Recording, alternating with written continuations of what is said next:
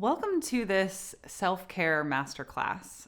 My name is Darlene Marshall, and in this masterclass, we're going to talk a lot about what self-care is, how I built my passion for self-care, and along the way, I'm going to share a little bit about myself with you.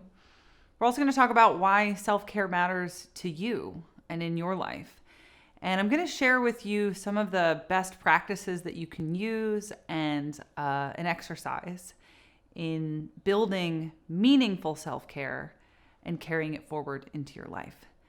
And along the way, I'm going to tell you a bit about the holistic self-care course that I have built, because I want you to feel empowered to have meaningful and lasting self-care. And that course is a real deep dive into what that means. First, I want to share with you a bit about me and why I care so much about this thing we call self-care. My name is Darlene Marshall, and I'm a holistic wellness coach. And the reason I call myself that is because I've got a unique combination of certification, degrees, and skills that allow me to support people in making really meaningful transformations kind of in their whole lifestyle. So I'm a certified personal trainer, a nutrition coach. I've got education in sleep, in regeneration, and in what it means to make meaningful change, not just the knowledge of how people change, but how do you actually coach someone and facilitate lasting, sustainable change. I also have a master's degree in applied positive psychology from the University of Pennsylvania. And positive psychology is the scientific study of human well-being. And I wrapped up that master's degree with a capstone that focused on what is this thing we call self-transformation, and how do the biggest things in our lives, our self-transcendent experiences, meaning, purpose, awe, gratitude, how did those big things propel our day-to-day changes and sustainable changes that in this course I refer to as self-care.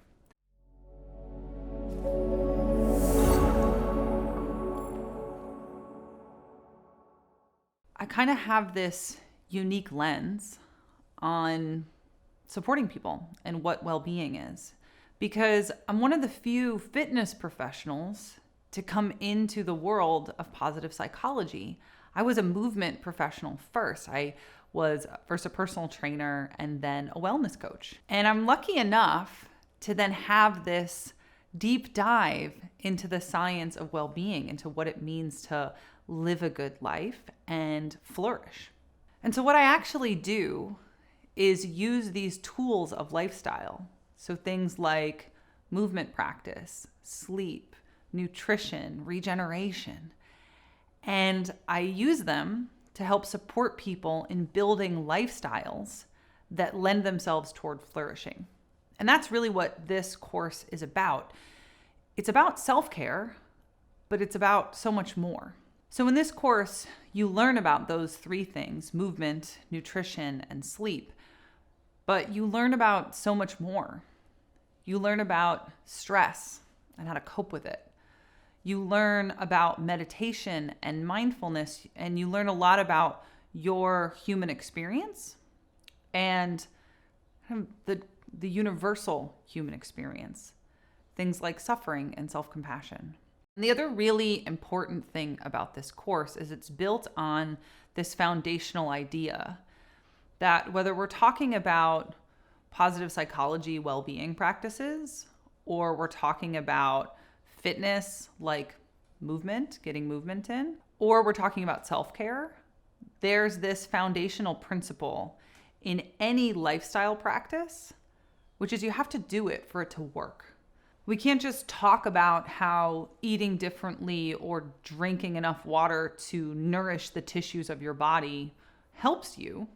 You have to actually eat good food and drink enough water. And that foundational idea is hardwired into this course because every day you have tasks, you have homework, you have journaling activities and practices so that you're not just learning about self-care, you are taking care of yourself through the experience of meaningful self-care.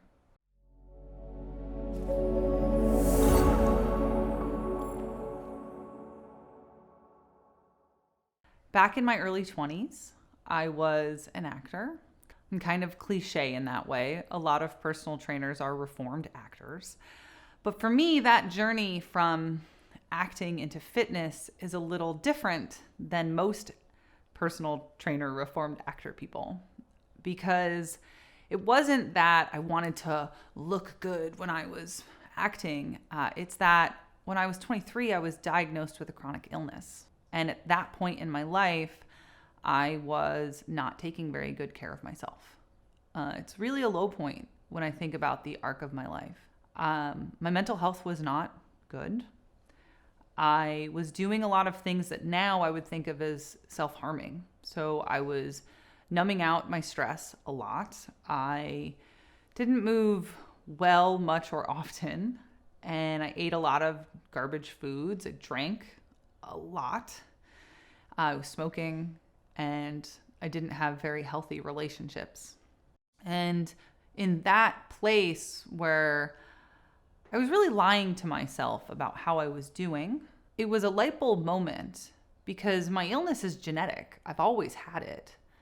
But I thought up until that moment in my life that everyone was just in constant pain. I really believed that everyone was in this state of trying to cope with their suffering on a very physical, visceral level. And I was given a prognosis that startled me awake. The idea that I would never be athletic again. At the time, I was having a hard time walking. I couldn't really do a lot of normal things that people in their 20s get to do. And this one particular physical therapist told me to lower my expectations. I just had surgery on my hand to repair some connective tissue that had been torn when I was in a play a few years before. And at that point, my hand was kind of unusable for a couple of months. And when I came into my first physical therapy appointment, I told her that I wanted to be an athlete again, that I wanted to play all the sports and do all the adventurous things that I'd always planned to do. And her words were that I needed to lower my expectations. And then she told me I was never going to run again. I was never going to rock climb again. I'd never feel that way again. And I fired her because I couldn't imagine a life spent on my couch. And that's when I decided that I was going to take care of myself in a different way. It took me years, and I made a lot of mistakes along the way, a couple of them actually very painful. But eventually I got to the place where I was running and biking and doing all of these big things that person had told me I was never going to do.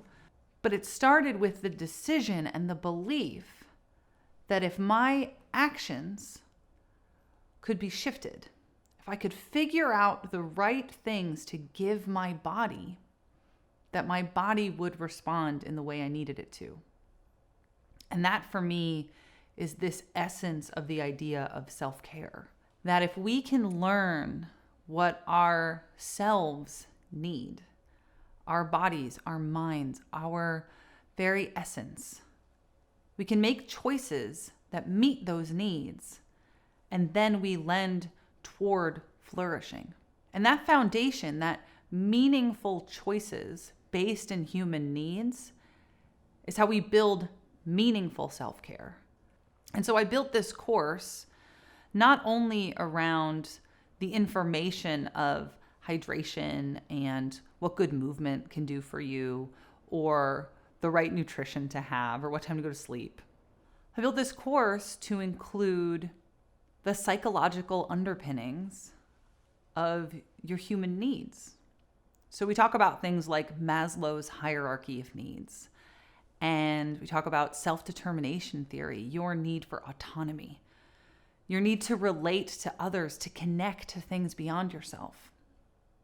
And we also cover the cutting edge research in behavior change. Because I could tell you all of the perfect things that you should be doing in order to take care of yourself. But if you don't understand how to build those changes into your life, I'm actually doing you a disservice, because you're going to be even more frustrated while you tell yourself, oh, I need to change in this way. I have to change in that way, but you don't have the tools to get there. I want to give you one of those tools right now. It's one of the most important things that I teach in this course. And it's that a lot of people, probably more than anything else I hear from clients when we first start working together, I should be eating this way. I have to work out more. I need to get to bed at this time every night. And when we use words like should, need to, have to, we're beating ourselves up. And we're also not recognizing the human experience that things come up, they get in the way. And we're demotivating ourselves. We're taking that genuine desire to change and to support our future self, and we're turning it into something external. I have to change. And so when we say should, need to, have to, we're separating our genuine desire for positive change from our identity. And we know that externally reinforced motivation not only demotivates us to change, but even if we do take the action because we feel like, oh, I have to, I'm making myself do this, we're actually less satisfied with the outcomes. So if you catch yourself saying, I should do this, I need to, I have to, I want you to change and replace your own language with I'm choosing to change in this way. I'm choosing to blank because, and then your genuine heartfelt reason for why. So you might catch yourself saying, I should be eating better, right? I should be eating less sugar. Okay, you should, but how do we make that tangible so you'll carry it forward? I'm choosing to eat less sugar because I know diabetes runs in my family and I want to live a long and healthy life because I care about living my purpose and being active when I'm old and being healthy, or whatever your answers are. Because at the core of this course and of self-care is your behavior in service of you.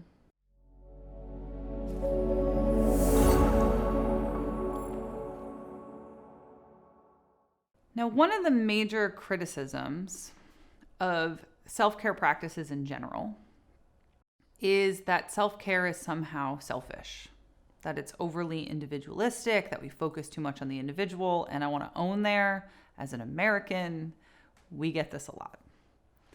And there is such a thing as being too self-focused, too individualistic, too narcissistic. And I think that this comes from the way that we see Instagrammable self-care, posed self-care that's like a performance, right? How many times do we see someone's like perfectly manicured toes on a bathtub and there's bubbles and there's legs and there's candles and a glass of wine, and I'm sure you get the idea, or whatever that version of that is. Hashtag self-care.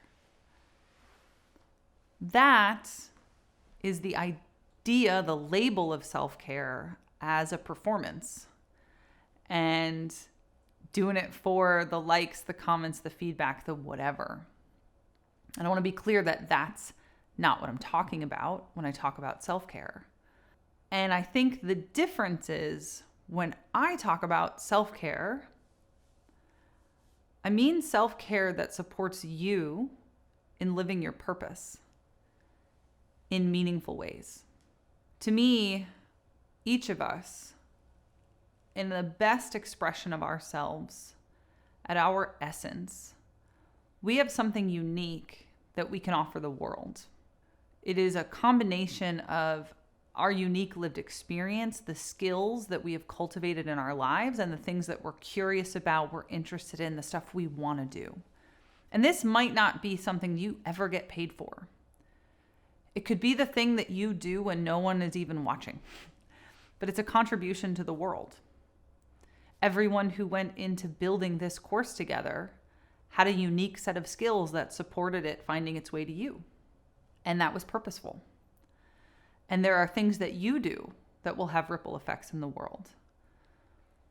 But meaningful self-care supports you in being able to do those things that much more fully, with that much more energy and passion and commitment and meaning.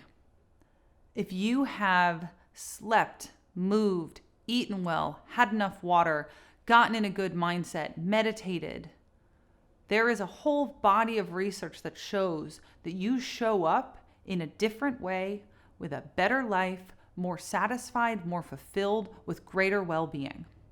And when your self-care is in service of whatever that thing is, that is the difference when self-care is not selfish. Because it fills you up, it aligns you with who you are and what you are here for.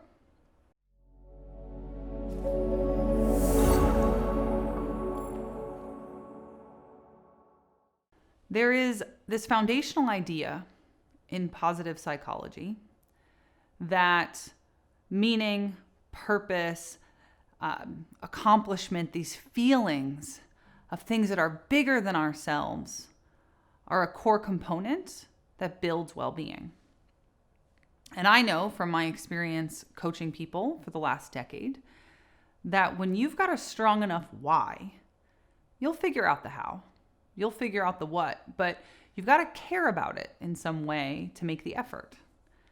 And I want to support you right now in caring about your self-care. So get a journal, get a piece of paper, open up a notes document, because I want you to write along with me. What is the most important thing that you show up for in your life? What matters more than anything? Is it your future? Because you know that you've got a great purpose to serve in this world? Is it a person? Maybe it's your partner. Maybe it's your grandmother. You'll learn about my grandmother at some point in the course. Maybe it's a little person. You have a kid or a niece or a nephew, someone that you want to be a great example for. Maybe you have a calling, something that you're not there yet, but you know that you're here to do. Or maybe it's a passion. You're a musician or an artist, a creative entity. Whatever it is, zero in on that thing. And I want you to feel, just for a moment, what it feels like to do that behavior or to care deeply for that person. Call that feeling up in your body. And first, I want you to write about it. Write about the feeling, the emotions, the experience of caring about that thing, your big why. Pause this video if you have to so that you can take the full depth and breadth of your big why as a lived experience, not just an idea. And then I want you to connect with yourself on your best day. You've slept well, you've eaten well, you've had enough water, you are in the state of flow, connecting with your big why. What would that mean? What would it mean to live fully your calling from a state of alignment and attunement? What could you do? How would that feel? And once you've gotten through this idea, and take your time, write it out, we're going to come back to where you are now. And what would be different in your life in order for you to live in that place? Because meaningful self-care meets you where you are. Change is progressive. Lasting change doesn't happen like a light switch. It happens in a process that is living your life. And we know that sustained change happens gradually. So we have to start by meeting you where you are in order to get you where you want to be. And this course is designed so that wherever you are on your personal development journey, we'll meet you there. We'll give you tools and information and support you so that you can be taking progressive steps. And it's okay if those steps are small, because baby steps are still steps.